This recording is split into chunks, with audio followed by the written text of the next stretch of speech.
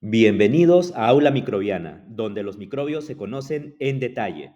Hoy abordaremos a Treponema pallidum, un microorganismo que ha marcado la historia de la medicina con la sífilis como enfermedad. Y es que se trata de una bacteria espiralada, la causante de la sífilis. Es una bacteria difícil de cultivar en el laboratorio, pero con una enorme capacidad de persistencia en el ser humano.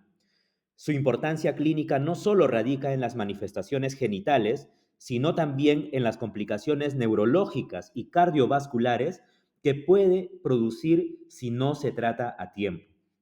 En este video exploraremos su microbiología, su capacidad de evadir la inmunidad y el modo en que se transmite silenciosamente entre personas. El objetivo es entender a fondo cómo un patógeno aparentemente sencillo, aparentemente frágil, puede generar un espectro tan complejo de enfermedad y por qué sigue siendo una prioridad de salud pública global. El descubrimiento de Treponema pallidum marcó un antes y un después en la historia de la microbiología médica. Y aunque la sífilis ya era reconocida desde la Edad Media como una enfermedad devastadora, recién en 1905 los investigadores Fritz Chaudin y Erich Hoffmann lograron visualizar al agente causal. Lo hicieron mediante microscopía de campo oscuro, una técnica que permite observar estructuras espiraladas, delgadas, invisibles en la microscopía convencional. Esta identificación permitió vincular definitivamente a la sífilis con una bacteria de morfología helicoidal. Dado que Treponema pallidum no puede cultivarse en medios artificiales, uno de los modelos clásicos fue su mantenimiento en conejos, lo que facilitó los primeros estudios de transmisión y patogenia. El hallazgo abrió las puertas a una mejor comprensión clínica y epidemiológica y eventualmente a estrategias diagnósticas y terapéuticas más efectivas. Fue así como la sífilis dejó de ser un misterio oscuro, un misterio difícil de comprender para convertirse en una enfermedad con un origen microbiano claro. Treponema pallidum pertenece al grupo de las espiroquetas, que son bacterias caracterizadas por su morfología helicoidal y delgada, a manera de sacacorchos, con un tamaño que oscila entre 6 y 20 micras de longitud. Esta forma le permite moverse de manera particular como si taladrara los tejidos. Y a diferencia de muchas bacterias, no se tiñe adecuadamente con la tinción de Gram, por lo que se requiere microscopía de campo oscuro o técnicas especiales como la inmunofluorescencia. Su membrana externa posee muy pocas proteínas expuestas, lo que constituye una ventaja para evadir la respuesta inmunitaria del huésped. En su interior se encuentran los filamentos axiales, equivalentes a flagelos internos. Se encuentran dentro de la estructura bacteriana y estando adentro esta especie de flagelos internos, impulsan su movimiento en espiral dentro de líquidos viscosos como el moco o los tejidos conectivos. Esta motilidad singular es esencial para su diseminación y colonización en el organismo humano, contribuyendo a la capacidad de la bacteria de persistir y causar una infección sistémica.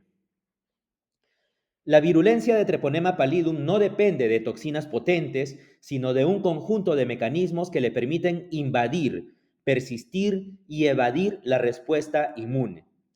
En primer lugar, la bacteria expresa adhesinas que facilitan su unión a células epiteliales, lo que constituye el paso inicial de la infección. Su motilidad helicoidal, impulsada por los filamentos axiales, le permite atravesar mucosas y penetrar barreras tisulares con notable eficiencia. La membrana externa, por su parte, con muy pocas proteínas expuestas, actúa como una especie de camuflaje que dificulta el reconocimiento inmunológico. Además, este microorganismo es capaz de modificar sus antígenos superficiales, lo que evidentemente le va a brindar una ventaja adicional para escapar de la respuesta humoral y mantener una infección crónica. Entonces, estos factores, aunque sutiles en comparación con las toxinas de otras bacterias, resultan muy eficaces y explican la persistencia de la sífilis en el huésped humano si no se trata adecuadamente con antibióticos, con antibacterianos. El mecanismo patogénico de Treponema pallidum inicia con su entrada a través de microlesiones en la piel o mucosas durante el contacto sexual. Y una vez en el organismo humano, la bacteria utiliza su motilidad helicoidal para atravesar barreras epiteliales y llegar a vasos linfáticos y sanguíneos. Desde allí se disemina rápidamente a múltiples órganos y tejidos. Aquí lo interesante es que el daño no depende de toxinas bacterianas, sino de la interacción prolongada entre el microorganismo y la respuesta inmunitaria. Ahora, la infiltración de linfocitos y macrófagos produce, evidentemente, inflamación crónica, con formación de lesiones características como el chancro en la sífilis primaria. Ya en etapas posteriores, la respuesta inmunitaria contribuye tanto a la contención parcial de la infección como al daño tisular que genera manifestaciones cutáneas, neurológicas o cardiovasculares. Así, la patogenia refleja un delicado equilibrio entre la evasión bacteriana y el ataque inmunológico sostenido. Y la respuesta inmunitaria, ¿cómo es frente a Treponema pallidum? Bueno, es una respuesta compleja inicialmente, donde la inmunidad innata local trata de contener la invasión a través de macrófagos y células dendríticas.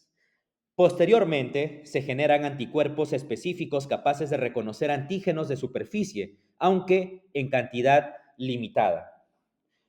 Debido a la escasa exposición, siempre, de proteínas en la membrana externa de esa bacteria. Ahora, la inmunidad celular con linfocitos T desempeña un papel más importante al intentar restringir la diseminación del microorganismo. Sin embargo, estos mecanismos rara vez eliminan completamente la bacteria. Esto se debe a la capacidad de Treponema pallidum de modificar antígenos de superficie y camuflarse frente al sistema inmune. Como consecuencia, la infección se vuelve crónica, con fases de latencia y reactivación clínica. Y este fenómeno entonces es quien explica la progresión en etapas clínicas de la sífilis y la posibilidad de persistencia silenciosa durante años en el huésped humano. ¿Cómo son las manifestaciones clínicas de la sífilis causada por Treponema pallidum? Estas manifestaciones clínicas presentan un curso en etapas bien definidas. La sífilis primaria se caracteriza por la aparición de un chancro indoloro en el sitio de inoculación, en la zona genital, en el glande, en el pene, acompañado de adenopatías regionales. Y si no se trata, progresa a la sífilis secundaria, donde aparecen lesiones mucocutáneas generalizadas, exantema difuso, que es frecuente en las palmas de las manos y en las plantas de los pies, y síntomas sistémicos como fiebre y malestar. Posteriormente, la enfermedad puede entrar en una fase latente, clínicamente silenciosa, que puede durar por varios años. En algunos pacientes evoluciona luego hacia la sífilis terciaria, donde surgen complicaciones graves, como neurosífilis con alteraciones cognitivas o motoras, gomas en distintos órganos y afectación cardiovascular como aneurismas de la aorta. Vemos así entonces la diversidad clínica de esta enfermedad que convierte a la sífilis en una enfermedad que puede simular muchas otras, razón por la cual se le conoce como la gran imitadora en medicina.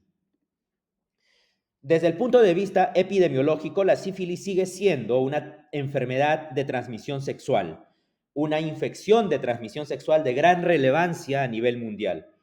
Su principal vía de transmisión es el contacto sexual sin protección, donde las microlesiones de la piel o de las mucosas permiten la entrada de la bacteria.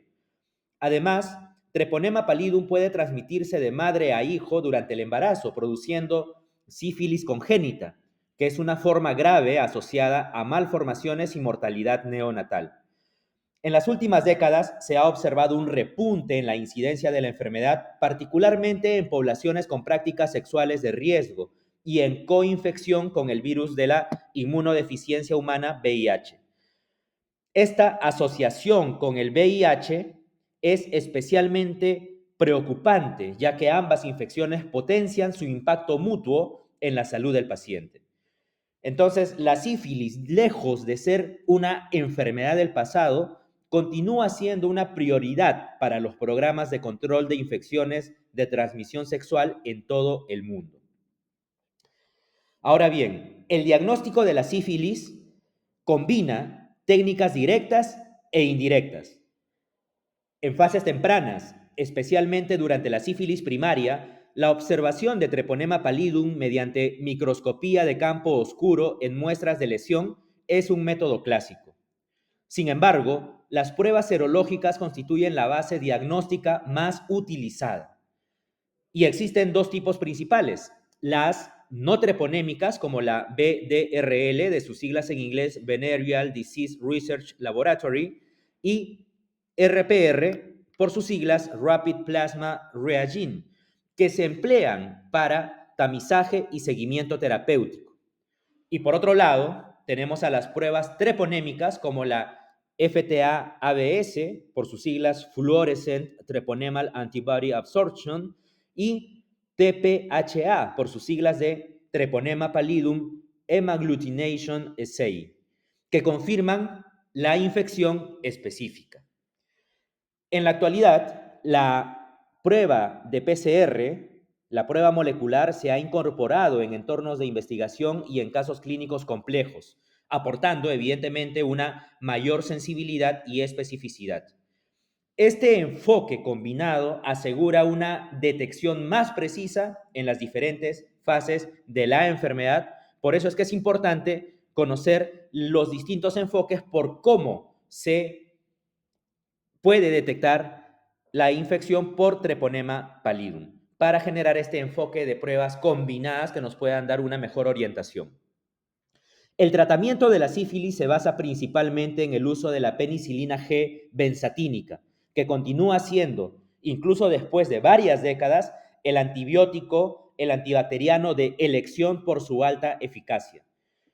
En pacientes con alergia a la penicilina pueden utilizarse alternativas como doxiciclina o ceftriaxona, aunque con menor evidencia de efectividad en algunos casos. Un aspecto clínico, eso sí, importante, es la reacción de Harich-Hersheimer, una respuesta inflamatoria aguda que aparece pocas horas después de iniciar el tratamiento y que se debe a la liberación de productos bacterianos al morir Treponema pallidum. Y aunque autolimitada, requiere atención clínica cuidadosa. ¿Ok? Por otro lado, el abordaje terapéutico no se limita al paciente diagnosticado. Es fundamental evaluar y tratar a las parejas sexuales para evitar reinfecciones y cortar así la cadena de transmisión.